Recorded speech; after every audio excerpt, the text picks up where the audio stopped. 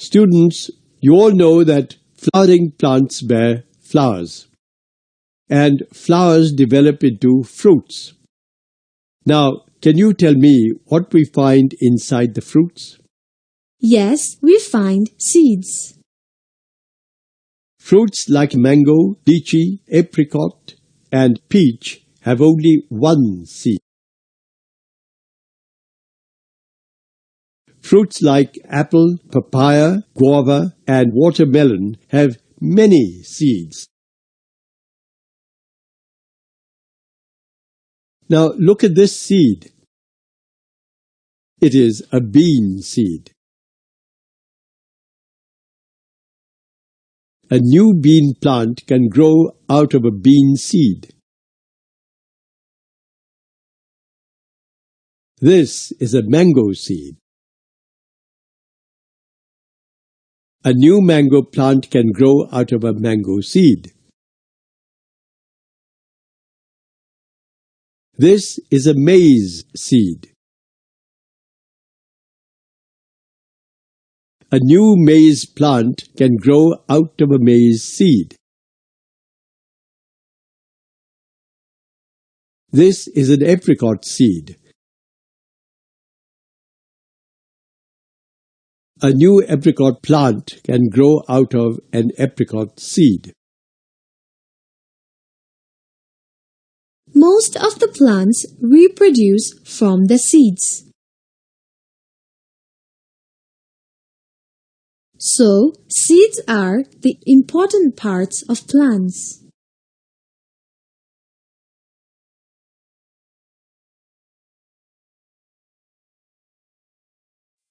Students, you have learned that baby plants grow out of seeds. But have you ever wondered what is there inside the seed? And how does a baby plant grow out of a seed? Well, to learn about it, let us perform an activity. Take a bean seed. If we open the outer cover of the bean seed and open it from the middle, we see this structure. A bean seed has two leaf-like structures. These structures are called cotyledons. You can also see a baby plant there. It is also known as embryo. Now let us take a bean seed and sow it in the soil. A seed needs different things to grow into a plant. Do you know what they are? They are water, air, and warmth. You all know soil contains water and air. The seed gets water and air from the soil. Similarly, it gets warmth from the sun.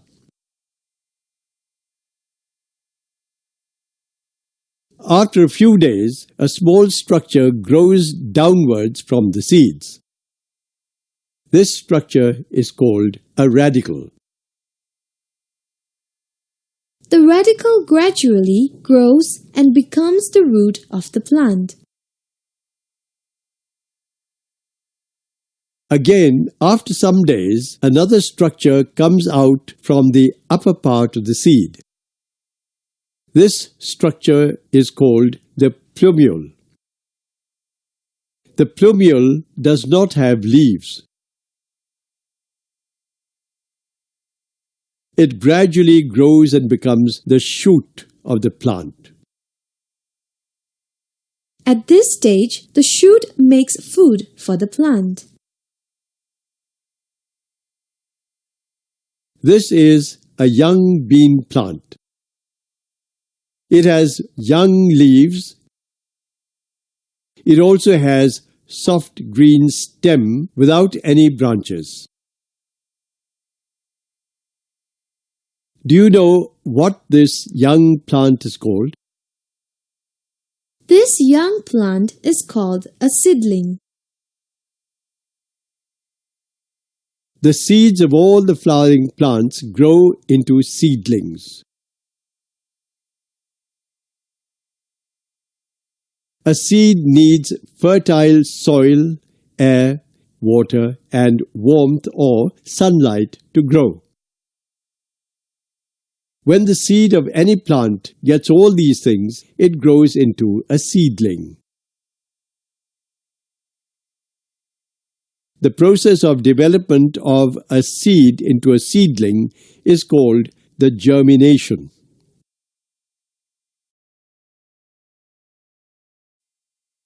Students, now tell me if the seedling remains always the same or not.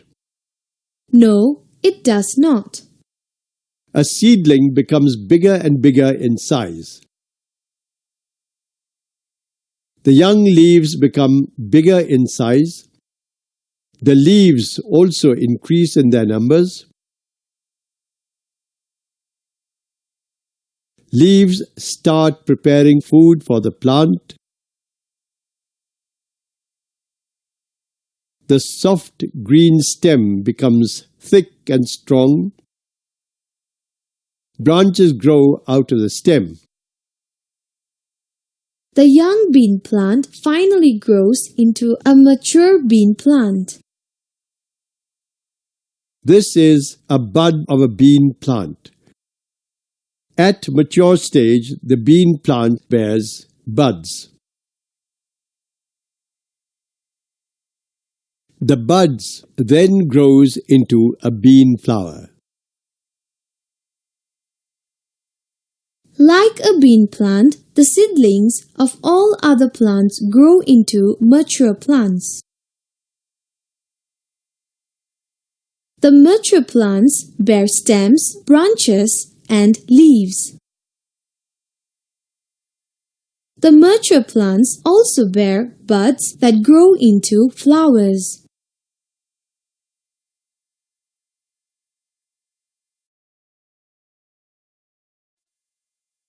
You must have seen flowers of different plants, haven't you? Now look at this flower. It is a bean flower. The bud of a bean plant grows into a flower.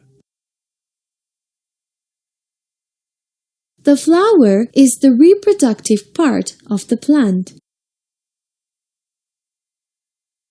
So, a bean plant reproduces with the help of a flower. Let's have a closer look at the bean flower. It has different parts. The green part at the bottom of the flower is the calyx. The calyx protects the flower in the bud stage. This white part of the flower is the corolla. It attracts insects towards the flower. Insects help the plant to reproduce. This third whorl of the flower is the androecium. A single unit of androecium is called the stamen. The androecium is the male reproductive part of a flower. This fourth whorl of the flower is gynosium. A single unit of gynosium is called carpel. Gynosium is the female reproductive part of a flower.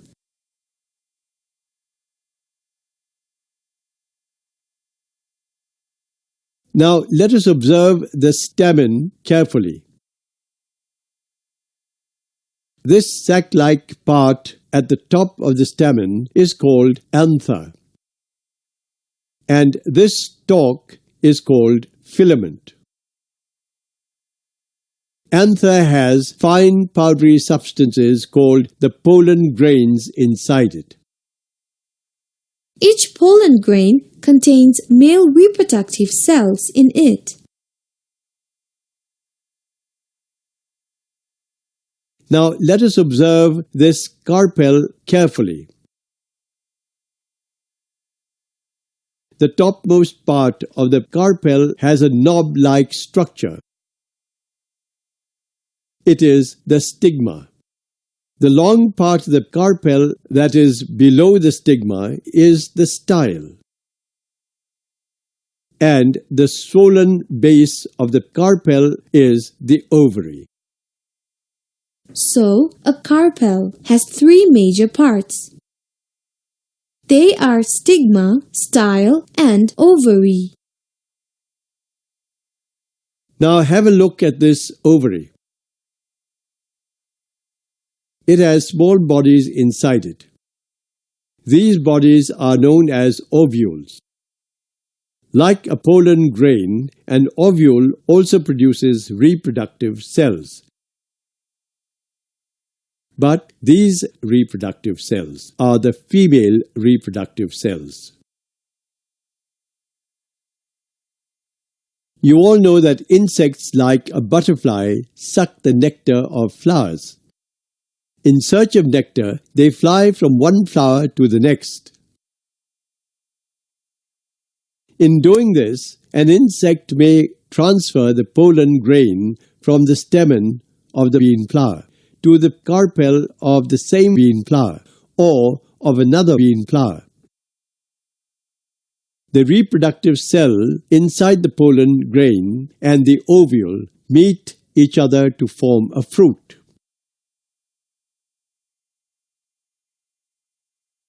The fruit has seeds inside it. A seed can grow into a new plant. Like a bean plant, a pea plant also bears flowers. Its flowers change into fruit. A fruit has seeds inside it. The seeds can grow into a new plant. The seeds of all the flowering plants grow into new plants. In this way, the life cycle of flowering plants completes.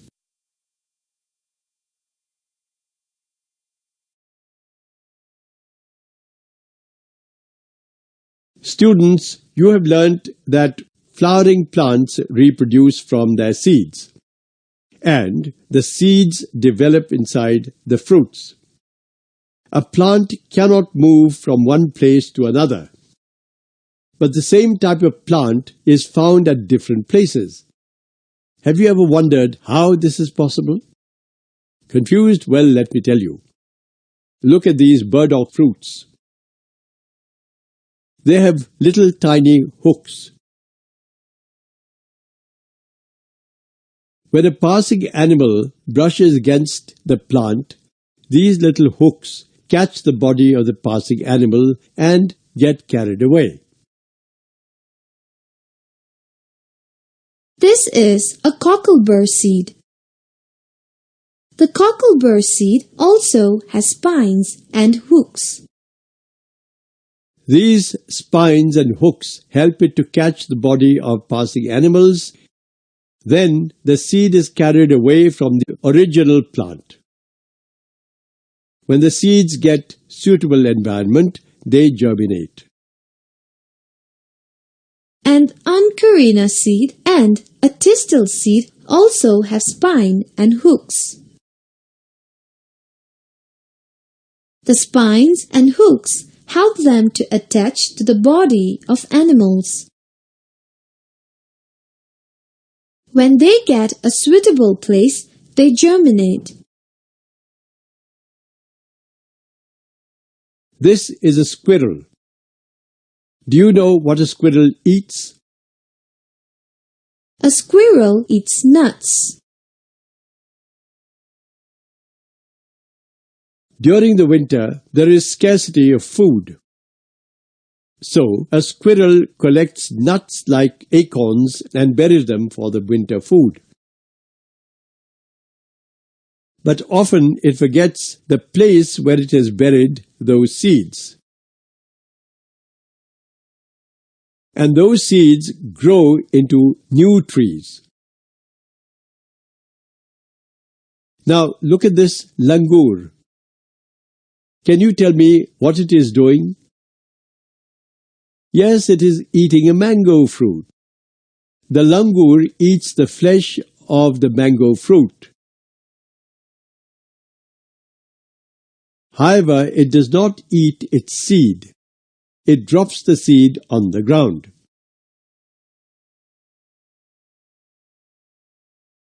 When the seed gets suitable condition for germination, it germinates into a new mango plant. You also eat fruits like a lychee and a peach. You throw away the seeds of these fruits, don't you? When these seeds fall on fertile soil, they get suitable environment and they germinate. This is an apple fruit and this is a cherry fruit. The seeds of these fruits are hidden. A bird may eat these fruits along with their seeds. The seeds go inside the body of the bird. The fleshy part of the fruit is digested, but the seed remains undigested. The seed passes through the digestive tract of the bird and gets removed from the body along with the excretory products. When the seed gets suitable environment, it germinates. So, different animals carry the seeds away from the mother plants.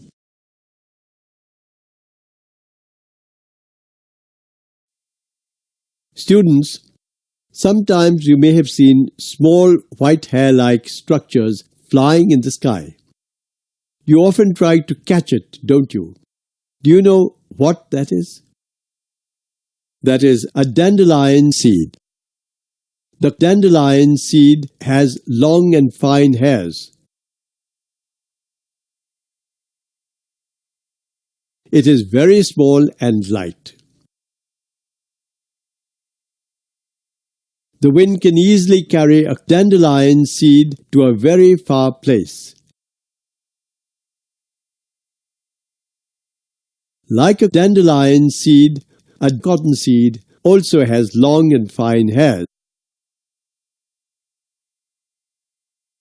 The wind carries it to a very far place. This is a maple seed. The wind carries the maple seed as well. Look at the maple seed carefully. Did you see its wing-like structures? This wing-like structures help it float in the air. So the wind also carries the seeds far away from the mother plants. Students, some plants are found near the water or in the water. The coconut plants are found near the water, while plants like water lilies and the lotus are found in water. Now look at this fruit. Do you know it? It is a coconut fruit. A coconut fruit has smooth and tough outer layer. This layer encases a waterproof fibrous husk. The fibrous husk can trap the air. The trapped air makes the coconut fruit light. When the coconut fruit drops on the water, it can easily float. The water flows away the coconut fruit for thousands of kilometers across the seas and the oceans. When the coconut fruit comes to rest on a bank, its outer cover decays. The seed inside it is ready for germination.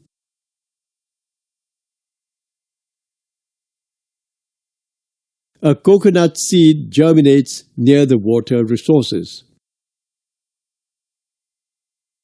Like a coconut seed, a lotus seed, and a water lily seed also have waterproof coverings. They are also covered in fibrous parts which can trap air and make them lighter. Water carries these seeds away from the original plants.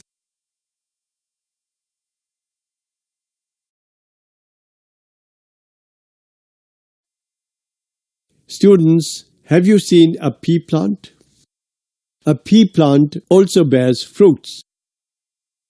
This is a pea fruit. The outer covering of the pea fruit is called a pod. The seeds grow inside the pod. When the seeds are matured, the pod dries up. The dry pod bursts out with a force. The seeds come out of the pod. They are scattered to a distance of a few meters from the mother plant.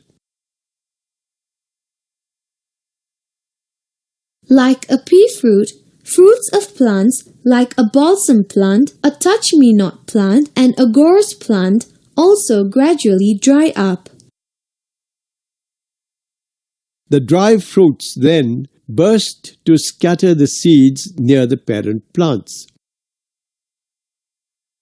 When the seeds get suitable environment, they germinate.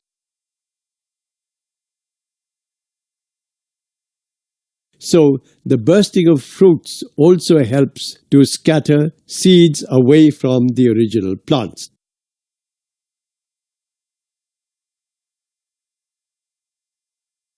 Students, now you know how the seeds are carried away from their parent plants, don't you? Seeds are carried by animals from one place to another.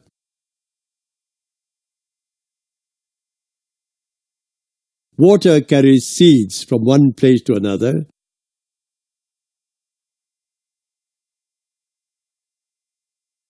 The wind carries seeds from one place to another.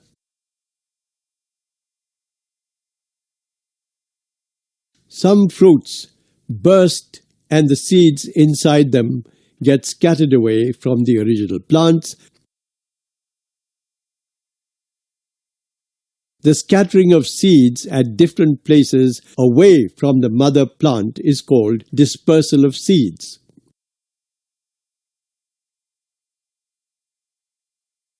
The dispersal of seeds makes the same species of plants found all around.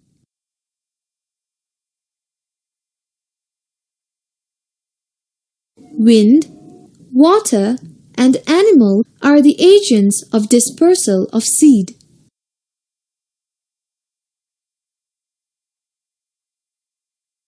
Students, now you must have understood about the reproduction in plants. Let me recall what you have learnt in short. Plants like a sweet potato and a dahlia plant reproduce from their tuberous roots. Plants like potatoes and the ginger reproduce from the tuberous stems. Plants like a bryophyllum and a begonia reproduce from their leaves.